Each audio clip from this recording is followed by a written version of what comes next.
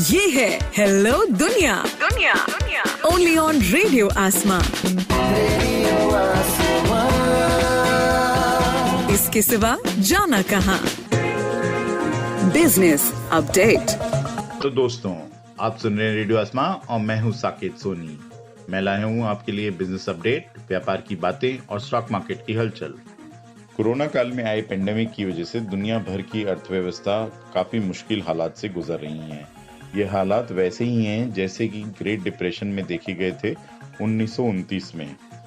इस स्थिति को सुधारने के लिए दुनिया भर की सरकारों ने काफी पैसे की स्टिमुलस दी गई है।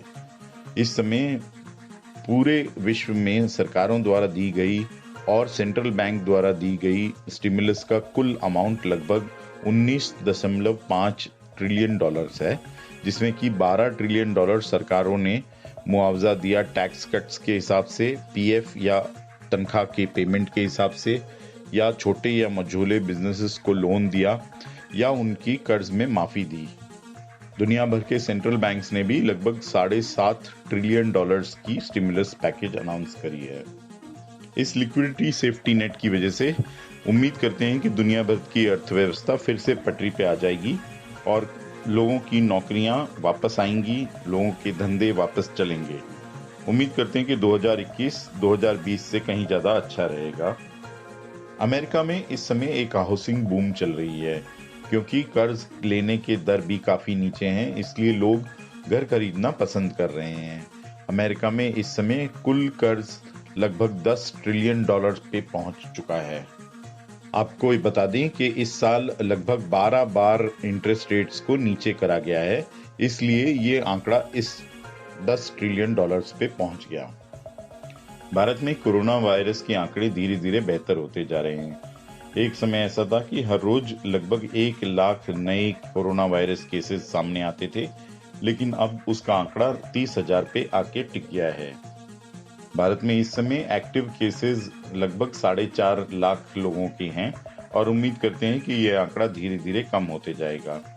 हालांकि इस समय लोगों को कोरोना वायरस की वैक्सीन से बहुत उम्मीद है और कई दवाई कंपनियां इस समय वैक्सीन निकालने की होड़ में लगी हुई हैं। इसी होड़ में शामिल हो गए अब चाइना भी। चाइना ने अपनी नई वैक्सीन का नाम साइनोवैक रखा है और उन्होंने कहा है कि उनकी साइनोवैक भी काफी कारगर है कोरोना वायरस के समक्ष। अब देखना यह होगा कि लोग चाइनीज वैक्सीन के ऊपर कितना भरोसा करते हैं, क्योंकि उसके समक्ष काफी कंपटीशन है।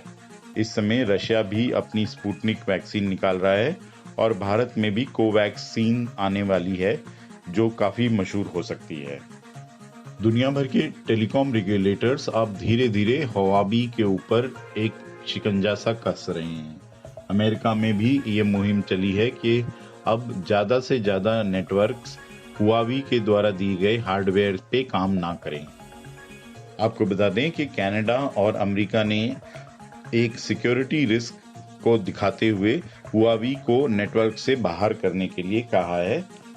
वहीं यूनाइटेड किंगडम ने भी 2027 तक हुआवी के सारे हार्डवेयर गियर को निकालने के लिए कहा है।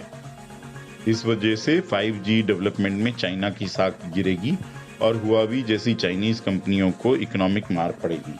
भारत के बैंकिंग रेगुलेटर आरबीआई ने कल वित्तीय समस्या से जूझ रही बैंक लक्ष्मी विलास बैंक का merger development bank of Singapore की भारतीय कंपनी से कर दिया है। आरबीआई ने खाताधारक को भी इस समय 25,000 रुपए की लिमिट डाल दी है विड्रॉल्स के लिए। इस मूव का मतलब यह है कि अब लक्ष्मी विलास के खाताधारक और डिपॉजिट धारक को उनका पैसा सुरक्षित मिलेगा, लेकिन लक्ष्मी विलास बैंक के शेयर धारकों का कोई वैल्यू नहीं रहेगा। पेंडेमिक की वजह से एयरलाइन कंपनियों को खासी मुश्किल पेश आ रही है।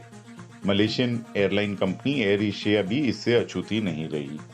हाल ही में खबर यह आई है कि एयर एशिया ने अपने जापान के ऑपरेशंस को बंद कर दिया है और अब कयास ये लगाया जा रहा है कि एयर एशिया भारत के ऑपरेशंस को भी बंद कर सकती है।